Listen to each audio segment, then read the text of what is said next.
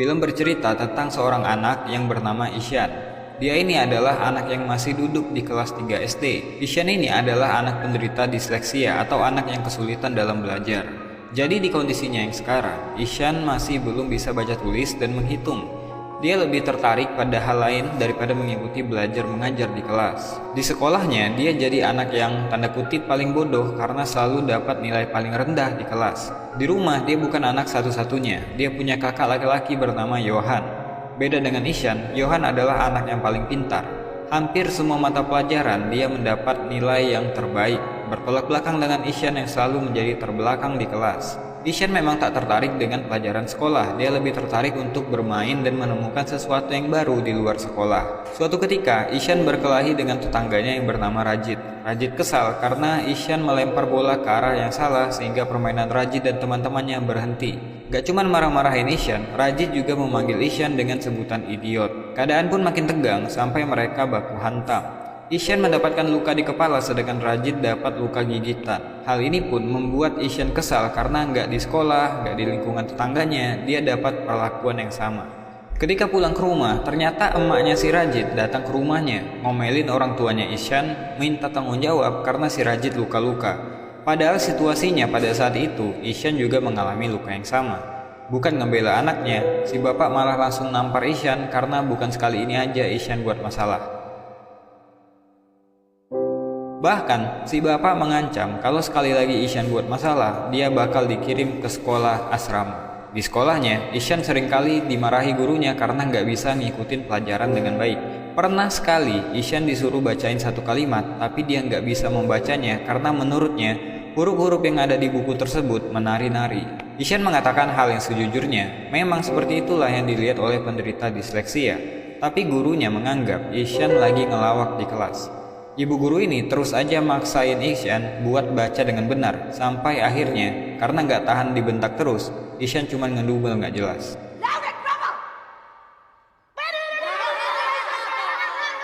Ya karena hal tersebut, Ishan pun dikeluarkan dari kelas. Karena Ishan anak yang tanda kutip berbeda dari anak yang biasanya, dia pun kerap dibully oleh anak-anak di sekolah, bahkan teman-teman sekelasnya. Setelah jam pertama, dia memilih bolos pada hari itu dan pergi berkeliaran di jalan. Melihat sekitar, pergi kemanapun dia mau, melihat apapun yang dia suka. Di rumah, Ishan memang menunjukkan ketertarikannya pada seni dan dunia hewan. Dia juga suka melukis, menggambar, dan bermain. Pada malam hari, dia bercerita ke kakaknya kalau dia bolos sekolah pada hari itu dan dia nggak takut sama sekali. Bahkan itu menjadi pengalaman baru buat dia. Dia pun meminta bantuan kakaknya untuk menuliskan keterangan absen palsu karena dia bolos pada hari itu. Keesokan paginya di sekolah, gurunya mengadakan ujian matematika dadakan yang membuat Ishan pusing bukan main. Baca aja nggak bisa, nulis juga nggak, hitung apalagi. Jadi dia mencoba untuk mengerjakan soal matematika dengan imajinasinya. Ishan pun berhasil menjawab soal nomor 1, tapi imajinasinya untuk satu soal tadi ternyata ngabisin waktu yang lama banget. Sampai waktunya habis, dia cuma bisa jawab satu soal. Udah gitu jawabannya salah lagi. Pada hari yang lain ketika di rumah, dia ketahuan bolos karena bapaknya menemukan surat izin palsu yang Ishan gunakan ketika dia bolos. Dia pun dapat amukan lagi dari si bapak. Bahkan di sekolah, mereka dipanggil oleh kepala sekolah dan guru-guru Ishan. Para guru menjelaskan kepada si bapak dan si ibu betapa bodohnya Ishan ketika belajar di kelas. Kepala sekolahnya pun menyarankan untuk memindahkan Ishan ke sekolah yang lain. Karena Ishan saat ini udah satu kali nggak naik kelas, jadi nggak mungkin nggak naik lagi untuk kedua kalinya. Akhirnya, terpaksa si bapak berencana mindahin Ishan ke sekolah asrama. Walaupun Ishan berusaha untuk menolak hal tersebut dan berjanji akan belajar lebih giat lagi, tapi sia-sia saja karena dia tetap akan dipindahkan ke sana. Mereka sekeluarga pun mengantarkan Ishan ke sekolah sekaligus tempat tinggal barunya. Dengan berat hati, si ibu ngelepas anak bungsunya untuk hidup sendiri di sekolah asrama. Ishan pun memulai hidup barunya di sana. Karena belum bisa beradaptasi, Ishan gak henti-hentinya melamun dan menangis seakan gak percaya dia hidup jauh dari keluarganya. Apalagi dia menganggap bahwa nasib yang dia alami saat ini adalah bentuk hukuman dari orang tuanya karena kenakalan yang dia buat. Di sekolah barunya itu pun, Ishan tetap mendapatkan bulian. Dia masih aja dimarahi gurunya karena dia nggak bisa belajar seperti anak pada umumnya. Gak ada yang paham sama Ishan yang memang menderita disleksia. Di asrama ini, dia seperti terpenjara di dalam sebuah lingkungan yang gak mendukung. Setiap hari, Ishan hidup dengan bulian dan kemarahan. Apalagi, keadaan udah berbeda dengan yang dulu. Saat ini, kehadiran ibu dan kakak laki-lakinya yang biasanya memberikan kasih sayang padanya udah gak ada. Hal itu pun membuat Ishan stres dan merasa tertekan. Kunjungan orang tua setiap hari Sabtu dan Minggu pun gak mengobati kemarahan Ishan pada nasibnya yang kerap dipanggil bodoh dan idiot. Pada suatu hari, sekolah kedatangan guru kesenian baru bernama Pak Nikum. Kehadiran guru ganteng ini membawa aura yang berbeda untuk sekolah ini. Metode mengajarnya sangat asik dan fun. Baru hari pertama aja, dia langsung dekat dengan murid barunya. Tapi tetap aja, Ishan belum lepas dari stres yang dialami selama tinggal di asrama. Sehingga waktu Ishan lebih banyak diisi dengan merenung dan melamun. Ditambah lagi ketika ibunya menelpon dan mengabari kalau mereka nggak bisa datang pada hari Sabtu nanti karena menghadiri pertandingan final tenis yang kakaknya ikuti, hal itu membuat dia sedih dan nggak ngomong satu kata pun. Pada suatu hari, Pak Nikum melihat Ishan di depan kelas. Mengamati Ishan yang selalu terlihat ketakutan dan tertekan, dia pun menanyakannya pada teman sebangku Ishan yaitu Rajan. Rajan pun bercerita kalau Ishan adalah anak baru yang ingin pulang ke rumah. Dia juga menceritakan kepada Pak Nikum kalau Ishan selalu dihukum karena nggak bisa ngikutin pelajaran.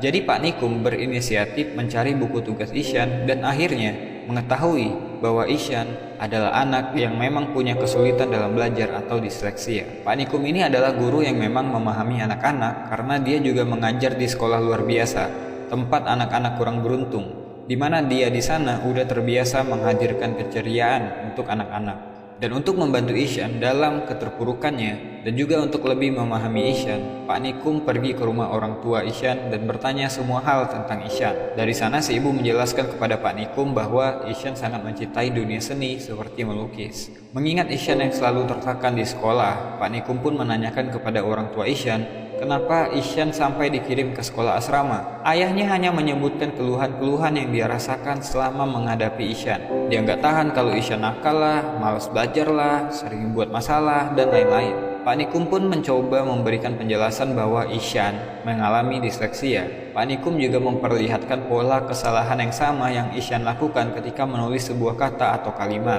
Pak Nikum menjelaskan bahwa Ishan sebenarnya cuman butuh support dan butuh waktu. Namun si bapak malah nggak terima dan tetap menganggap Ishan adalah anak yang malas untuk belajar dan membandingkan Ishan dengan kakaknya yang selalu juara kelas. Padahal Pak Nikum udah ngasih tahu kalau Ishan lebih menonjol di bidang seni seperti melukis dan dia punya bakat yang luar biasa di sana. Tapi si bapak menganggap dengan kemampuan melukisnya, Ishan nggak akan bisa bersaing di dunia luar. Mengirim Ishan ke sekolah asrama adalah solusi terbaik karena nggak ada alternatif lain. Mendengar hal tersebut pun, Pak Nikum jadi kesal karena si bapak hanya memandang dunia luar sebagai arena kompetisi. Ketika Pak Nikum pulang, si ibu pun menangis memikirkan kata-kata Pak Nikum yang mungkin ada benarnya juga. Keesokan paginya ketika di sekolah, Pak Nikum menceritakan sebuah kisah tentang anak yang gak bisa baca tulis. Tentang anak yang melihat huruf dan angka menari-nari seperti orang yang berdisko. Bahkan ketika dia gak lulus, semua orang mentertawakannya. Kemudian suatu hari, anak itu mengguncang dunia dengan teori yang dia publikasikan. Siapakah dia? Tanya Pak Nikum kepada anak-anak. Ishan pun memasang wajah tegang, takut kalau guru ini akan membuli kekurangannya lagi dan akhirnya menjadi bahan tertawaan teman sekelasnya.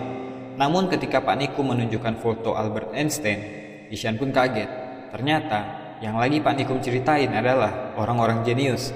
Selain Albert Einstein, Pak Nikum juga menceritakan tentang Leonardo da Vinci, seorang desainer dan seniman terkenal di dunia. Pak Nikum juga menceritakan orang populer lainnya, seperti Pablo Picasso, Agatha Christie, Walt Disney, Thomas Alva Edison, yang semuanya punya persamaan, yaitu mengalami disleksia ketika masih kecil. Setelah kelas selesai, Pak Nikum pun ngomong empat mata dengan Ishan. Kalau ternyata ketika Pak Nikum masih kecil pun dia mengalami disleksia yang sama seperti Ishan. Pelajaran Pak Nikum hari ini membuat Ishan kembali bergairah untuk menjalani hari-harinya di asrama. Hanya di pelajaran Pak Nikum lah dia bisa mengekspresikan dirinya, berkarya sesuai pikirannya, dan mendapatkan apresiasi. Pak Nikum pun sampai menemui kepala sekolah, khusus untuk membicarakan tentang Ishan. Kepala sekolah bilang bahwa banyak guru yang mengeluhkan tentang Ishan, dan kayaknya Ishan lebih cocok disekolahkan di tempat yang khusus seperti sekolah luar biasa. Tapi Pak Nikum langsung bilang kalau Ishan adalah anak yang punya kecerdasan di atas rata-rata. dan berhak untuk berada di sekolah yang normal. Anak-anak seperti Isyan hanya butuh bimbingan dan perhatian lebih. Kepala sekolah pun bilang gak mungkin para guru mau mengurus satu anak dari 40 anak dalam satu kelas. Pak Nikum pun berkata untuk pelajaran lain mungkin bisa diabaikan apapun hasilnya karena setiap anak pasti akan punya bakat utama. Kemudian Pak Nikum menunjukkan lukisan yang dibuat oleh Isyan dan mengusulkan kalau masalah tulis-menulis dan mengeja mungkin bisa menyusul. Sebagai solusi, Isyan bisa dites secara lisan, karena secara lisan ataupun tertulis, pengetahuan tetaplah pengetahuan. Dan Pak Nikum akan meluangkan waktunya untuk mengajari baca tulis kepada Isyan secara privat. Kepala sekolah pun setuju untuk memberikan kesempatan ini. Isyan pun akhirnya dapat guru yang cocok, yang mengerti cara mengajari anak disleksia seperti dirinya. Isyan pun mendapatkan metode pengajaran yang berbeda. Dia pun lebih bersemangat dalam belajar, karena bukan kemarahan yang dia dapatkan, tapi keramahan Pak Nikum yang membantunya dalam mengejar ketertinggalan. Berkat Pak Nikum, kemampuan baca tulisnya pun meningkat dari waktu ke waktu. Suatu hari ketika lagi ngajar, Pak Nikum kedatangan bapaknya Isyan yang kebetulan lewat karena ada bisnis. Maksud si bapak capek-capek nemuin Pak Nikum cuman mau bilang kalau dia dan istrinya udah baca semua artikel tentang disleksia di internet. Hal itu cuma mau nunjukin ke Pak Nikum kalau mereka perhatian sama Isyan. Ternyata si bapak nggak menangkap maksud dari Pak Nikum waktu nyeramahin dia di rumahnya. Pak Nikum langsung ngasih balasan telak bahwa kalau mau ngasih anak perhatian gak cukup dengan cara kayak gitu. Anak kayak Isyan juga butuh support. Anak kayak Isyan butuh figur orang tua yang selalu bilang sayang kepada anaknya apapun yang terjadi. Anak kayak Isyan butuh figur seorang ayah yang siap melindunginya kalau terjadi apa-apa sama dia. Si bapak pun langsung sadar bahwa selama ini dia nggak pernah memberikan kasih sayang pada Isyan selain kemarahan atau pukulan jika Isyan nakal. Dia pun pergi meninggalkan ruangan Pak Nikum dengan perasaan malu. Apalagi ketika di luar, dia melihat Isyan yang lagi baca mading. Si bapak nggak bisa nahan air matanya. Pada suatu hari di asrama tersebut mengadakan lomba melukis. Semua orang boleh ikut termasuk para guru. Ketika lomba dimulai, Pak Nikum mencari Isyan kemana-mana. Tapi sampai lomba dimulai, Isyan pun gak kelihatan. Ternyata sebelum acara dimulai, saat semua orang masih tidur, Isyan bangun paling pagi dan pergi ke kolam di mana di sana dia mencari inspirasi untuk bahan lomba melukis. Isyan pun datang sesaat setelah acara dimulai. Isyan memproyeksikan pemandangan yang dia ingat menjadi sebuah lukisan yang luar biasa mengagumkan banyak orang. Pak Nikum yang melihat lukisan Isyan pun kagum sama karyanya. Isyan pun juga nggak bisa menahan harunya ketika dia ngelihat hasil lukisan Pak Nikum. Ternyata modelnya adalah dirinya sendiri. Dan pengumuman yang ditunggu-tunggu pun tiba. Kepala sekolah mengumumkan bahwa perlombaan ini dimenangkan oleh Isyan. Isyan Nandkishore Awasthi Sati. Hasil karyanya dinobatkan menjadi karya yang terbaik dan akan menjadi sampul buku tahunan. Ketika orang tua Isyan datang saat bagi rapot, kepala sekolahnya sendiri yang langsung memberikan buku tahunan tersebut dan mengabarkan jika Isyan adalah anak yang spesial dan sekolah itu beruntung memiliki anak murid seperti dia. Orang tua ini juga senang bukan main ketika para guru memberikan laporan kemajuan Isyan di beberapa mata pelajaran, khususnya di bidang kesenian. Melihat Isyan yang kembali bersemangat, ayahnya pun akhirnya nangis juga dan berterima kasih kepada Pak Nikum karena udah membimbing Isyan sampai punya kemajuan. Isyan yang punya gaya rambut kayak Pak Nikum pun berpisah dan akan kembali lagi ke sekolah setelah liburan. Pesan film ini kuat banget untuk nunjukin bahwa memang benar kalau kita mengajari seekor ikan untuk memanjat pohon, maka dia akan menganggap dirinya bodoh seumur hidupnya. Setiap anak memang punya bakat yang unik dan gak mungkin sama dengan anak yang lain. Semoga kita nanti bisa menjadi orang tua yang bijak yang bisa mendukung apapun yang anak kita senangi.